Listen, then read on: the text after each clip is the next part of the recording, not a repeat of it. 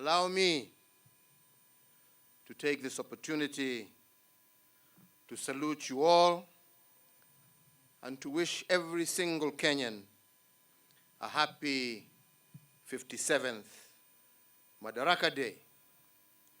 a day our founding fathers achieved the right for Kenyans to self-govern. We commemorate this day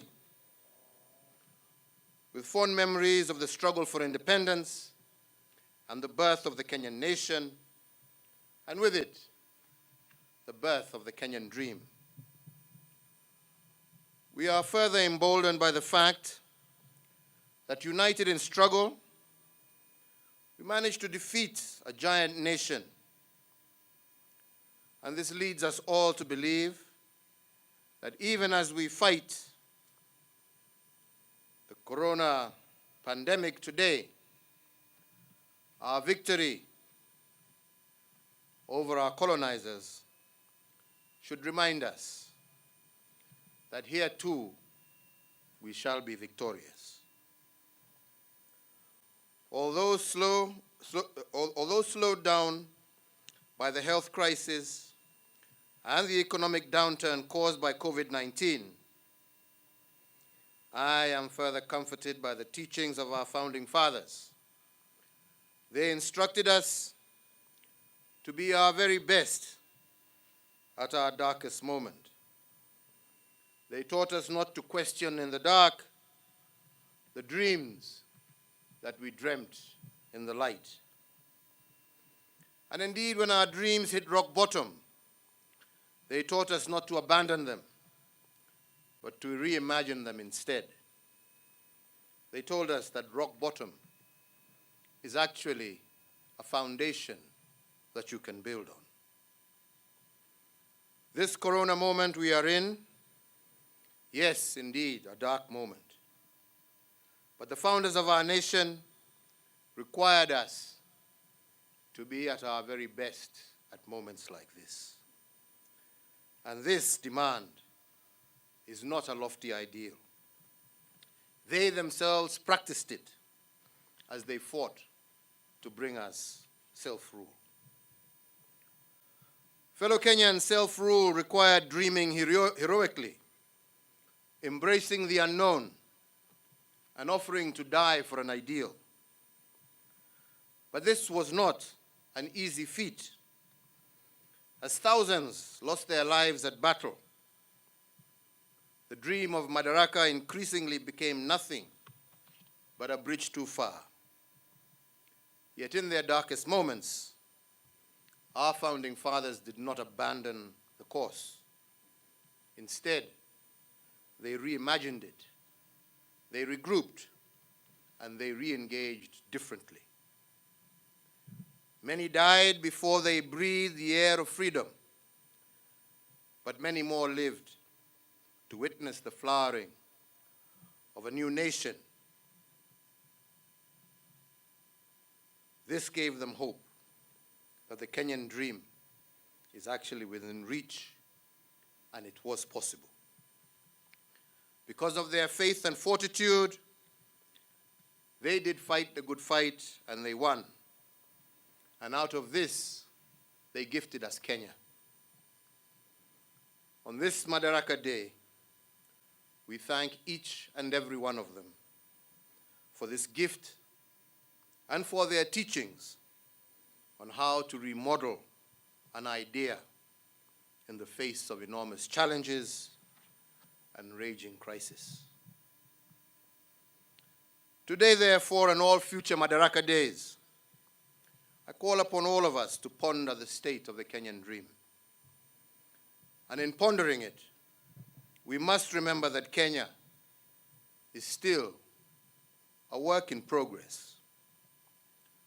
Similarly, as we reflect on the progress we have made, as we look inwards for self-introspection, we must not over-criticize ourselves. And I say so because in the subconscious mind, we become what we repeatedly do. If we repeatedly feed our national psyche with negative energy, we become an nation of angry and frustrated people. Yet dreams cannot flourish in a negative environment. whose main currency is anger and animosity. Fellow Kenyans, this Madaraka Day, I want us all to reimagine Kenyan. More so because COVID-19 has forced us into a situation where we have to reset our national systems. But to reimagine our dream and nationhood, we must also reflect on our history, because history has laws that show us the future. We must begin by asking ourselves a number of questions. How was the Kenyan dream imagined in the very beginning? And how did we come to be? How did the original blueprint of Project Kenya look like? Let us make a historical inquiry in response to these questions. Fellow countrymen, 2 years after Madaraka Day, our founding fathers adopted sessional paper number 10 of 1965. It was entitled African Socialism and its application to planning in Kenya. This was the vision document for our young nation and was full of dreams for the future to come. It envisioned a Kenya with an Africanized economy, an economy largely locally owned, whose industries were producing for regional markets, and in which technology was the light and heat of commerce. A nation that drew from itself for itself. This dream was further articulated by Jaramogi Oginga Odinga in his book, Not Yet Uhuru, that was published in 1967.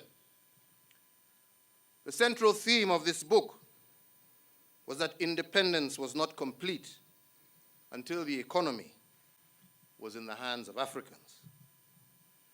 Jaramogi envisioned a Kenya that was unapologetic about its Kenyanness, a Kenya that could stand on its own feet in a world unfriendly to the African people, and a Kenya that is capable of enterprise and development in fields beyond our shambas.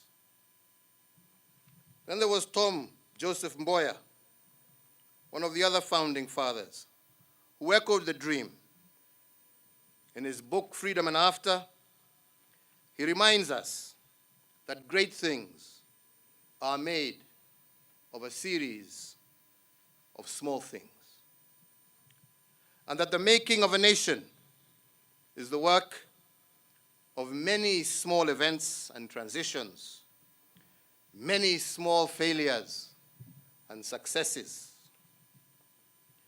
But Tom Mboya's main reflections were on constitution making. Having been involved in the Lancaster constitution making process in the 1960s, Mboya cautioned the nation against constitutional rigidity. In particular, he argued that the Constitution cannot be useful to a country if it is an end in itself. A good Constitution must be responsive to the aspirations of a nation and be a means to a greater end. And if the political architecture provided by a constitution cannot support the growth and progress of a nation, that constitution becomes a cancer to the body politic. On his part, the founding father of the nation, Mzee Jomo Kenyatta, imagined a free Kenya as far back as the 1930s, while at Manchester in the United Kingdom. His dream is painted in his books, Facing Mount Kenya, as published in 1938. And in this dream, he cautioned us that the seed of freedom will only take root if our mindset is focused on the right thing. In the business of building the nation, he warned that we must not focus on what has been done, for our focus should be on what remains to be done. And this is so because it is natural. Every time one target is attained, a new one becomes necessary and urgent. The right mindset is therefore a critical plank to making a dream come true. But Mzee Kenyatta made other assertions in his prison notes published in a book entitled Suffering Without Bitterness. Reflecting on his struggles while in prison, Mzee said that if hope will sustain you through fire, faith is greater because it enables you to leap over the fire. The act, therefore, of imagining and building a nation from the bottom up must therefore be an act of faith. And faith, according to him, is the act of letting God know your intentions, but taking charge of the methods necessary to achieve them. Fellow Kenyans, our founding fathers left us with deep teachings and convictions, and now we must summon the teachings as we reimagine our nation today. We have achieved the dreams of the founding fathers as captured in sessional paper number 10 of 1965 and revived in sessional paper number 1 of 1986. Further, I believe we have made admirable progress in the implementation of our own Vision 2030 as my administration implements the Big Four agenda. But truth be told, that this vision comes to an end in 9 years. So the urgency for a new vision, a new dream, is therefore real. Like Kenya in its 50s, the Holy Bible required nations to hit the reset button every 50 years. On the 50th year, we are told, all debts were forgiven, slaves were set free, and all land was left unattended. This action brought renewal to the soul of the nation, healing to the land, and a fresh vision to its people, and they called it the Year of Jubilee. But for us, fellow Kenyans, to craft this new dream and to prepare for the next great leap forward, we need to finish what our founding fathers had started. And this is what we set out to do in our quest to uproot the remnants of ignorance, poverty, and disease in our midst. This inspired my administration's transformative agenda for the nation, the Big Four. And allow me just to give you only 3 examples of unfinished business started by our founding fathers and which we today are endeavoring to complete. The first one is infrastructure, the backbone and the enabler of any economy. And by this I mean roads, rails, ports, and so on. At independence, we had only 1,800 kilometers of tarmac road. This is what our colonizers had built in 78 years of their occupation between 1885 and 1963. This means that all their endeavors for 78 years, they only managed to tarmac a total of 23 kilometers a year. After independence, our founding fathers built an extra 11,200 kilometers of tarmac roads over a period of 50 years. This was about 10 times what the colonizer had done. But with better technology, planning, and efficiencies, my administration has built 1,000 kilometers of tarmac road every year. That is 44 times more than what the colonial administration built, and more than 4 times what the first 3 administrations built collectively per year. Regarding ports, our founding fathers saw them as gateways to regional and international markets. Apart from the port of Lamu, which we have added to our number of ports and which will change regional trade dynamics, we have also re-envisioned the port of Kisumu. This port was built by the colonizers, but collapsed at some point. We have since, working together with local leaders, revived it for strategic purposes. Lake Victoria serves both the northern and southern corridors. And with this port, Kenya can serve the region from Mwanza to Bukoba in Tanzania, to Jinja and Entebbe in Uganda, to Muhoma Bay in Rwanda at affordable costs and decent timing. Beyond serving the region, the port is poised to also promote the shipbuilding and repair industry in Kenya. It will also catalyze the development of other small ports. And what I'm proud of most is that we did this revival with dead capital. And in this I mean, we redeveloped this port using local expertise and material. Turning to railways now. This is where my biggest critiques reside, but that is okay, for they are not alone. They are in fellowship with the colonizers who called our railway the Lunatic Express. But those who called it the railway to nowhere did not realize at that time that they were describing this great city of Nairobi. Nairobi, indeed, at the time was nowhere when the railway was being constructed. In fact, it was nothing but a swamp. And that is why Sir Charles Elliot, the man who supervised the building of the railway, observed, "It is not uncommon for a country to create a railway, but it is indeed uncommon for a railway to create a country," end of quote. Nairobi, and indeed most of our country, were created by the railway. And that is why, apart from the SGR, I am also reviving the defunct Nairobi-Nyanyuki railway line that traverses 6 counties. We are also in the process of rehabilitation of the Naivasha to Malaba meter gauge line, which is also about to commence. This rehabilitation of these central railway lines is part of a bigger development strategy to link the hinterlands, not only of Kenya, but of our region, with Lamu Port, our port in Mombasa.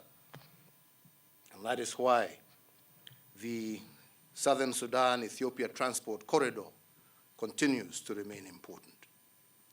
I believe that when this happens, then Kenyans can expect new markets to emerge along these railway lines and new cities to blossom in response. The second example of unfinished business from our founding fathers regards the dignity of our people. The freedom struggle was about liberating Kenyans from the poverty of dignity, amongst other freedoms. 3, to fight what the founding fathers called ignorance, my administration has carried out extensive reforms in the education sector to make it more competency-based and to allow our children to be better prepared for future jobs. We have secured the place of pride in the continent as the home to the highest transition from primary to secondary education on the African continent. Additionally, the technical and vocational training is taking root as we seek to reposition our human resource for the ever-evolving world economy. But the human side of these reforms has also focused on electrification. We have connected 99% of all our schools to electricity. And as we did this, we also realized that a substantial part of learning happens at home, even in better days. That is why we were motivated to do our last mile program, connecting homes to power. For the record, it is indeed worth noting, fellow Kenyans, that after 78 years of colonial rule and 50 years of independent administration, only a total of 4.5 million households in Kenya were connected to electricity.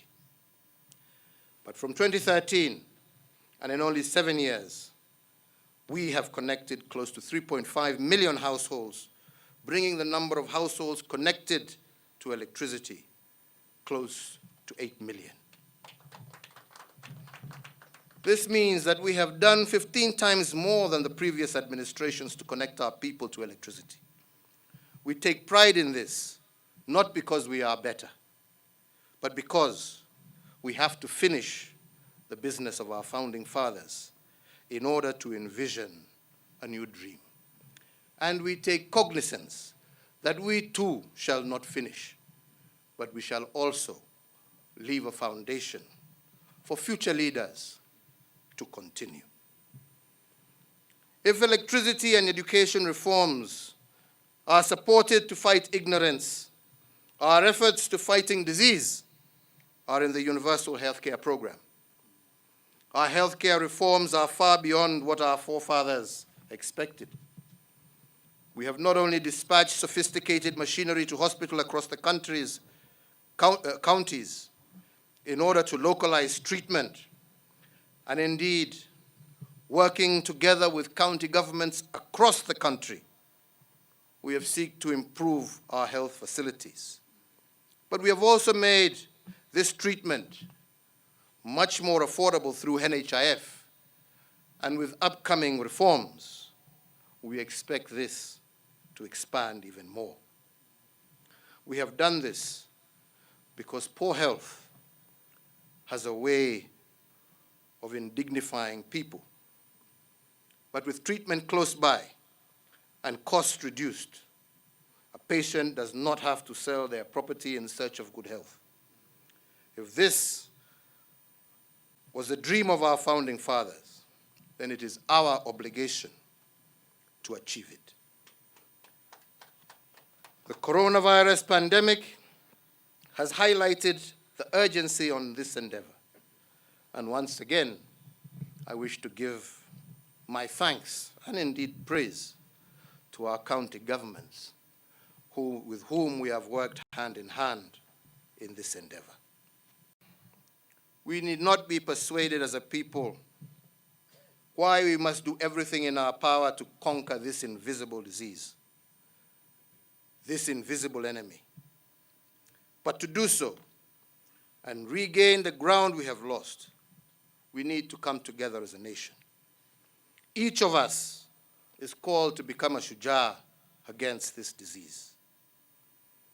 The containment measures and protocols issued by the government, while absolutely necessary, we also recognize have constrained our freedoms and indeed, as the Deputy President has just said, changed our way of life completely.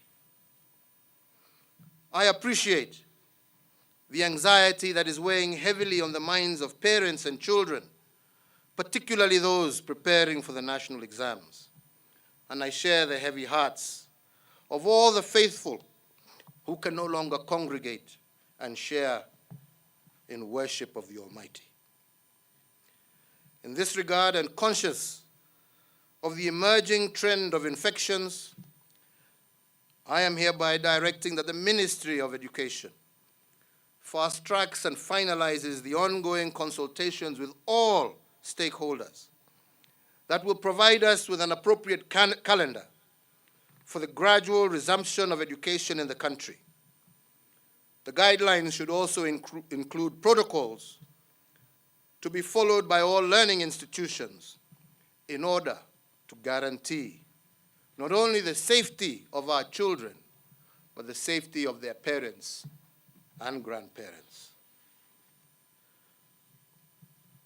2, that conscious of the fact that Kenya is a God-fearing nation, I have also directed that the Ministry of Interior, the Ministry of Health, to continue and hasten their engagement with religious leaders across the country, with the objective of developing protocols that will be adopted to guide a more participatory way of worship while guaranteeing the safety of worshippers. Fellow Kenyans, I also wish today, and on behalf of an eternally grateful nation, to recognize and commend our healthcare workers for giving their all in support of our response to this pandemic. I also want to recognize our researchers and innovators, including the team of university students that designed and built a customized ventilator.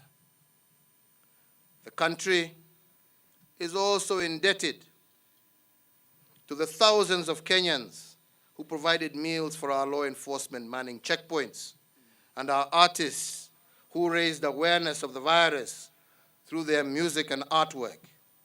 But we are also forever truly grateful for our men and women in uniform who have continued to work above and beyond the call of duty to keep us safe and to ensure that rules are followed.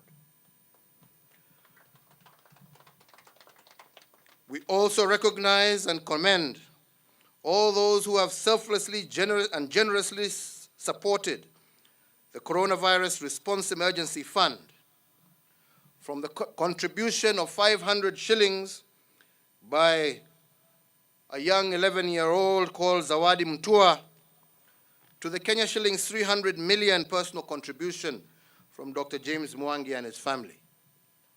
We applaud every single Kenyan from every facet of society who have donated foodstuffs, clothes, sanitary items, and other support items to the fund, which have been channeled to needy and vulnerable Kenyans affected by this crisis.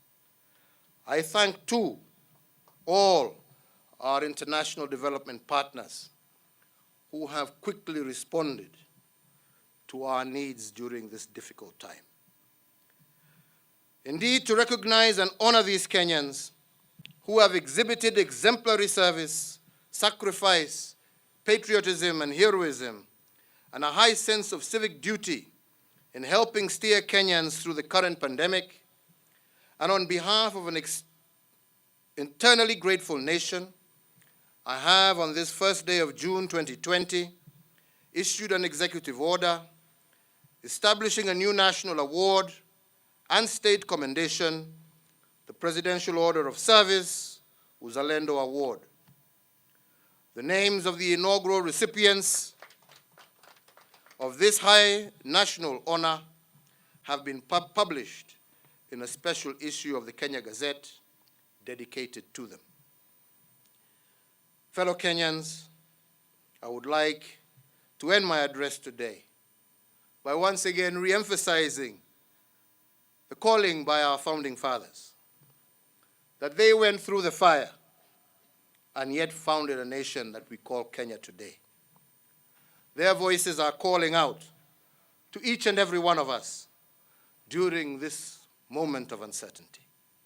And they are telling us to be our very best in our darkest moments, just as they were. They are telling us that they fought for the liberation war for over 40 years and it came to pass. We will fight the challenges that we are faced with today, and this too shall come to pass. Tuasherehekea kila mtu akiwa nyumbani kwake, akisikiza radio, akiangalia TV au kwa mitandao mbali. Lakini hata kama hatuko pamoja kwa kiroho na fikra, tuendelee kuwa pamoja kama Wakenya. Na mimi sina shaka tutashinda na Kenya yetu itasonga mbele.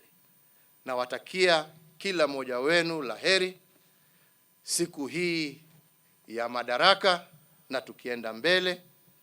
Tumesema kuna mengine ambayo tutataja hapo baadaye, haswa kuhusu ile mikakati tutachukua siku zijazo kuhusu hii ugonjwa wa corona, yangu ni kuwauliza wenzangu, tuendelee kuhakikisha ya kwamba tumetii zile masharti tumepatiwa na Wizara ya Afya.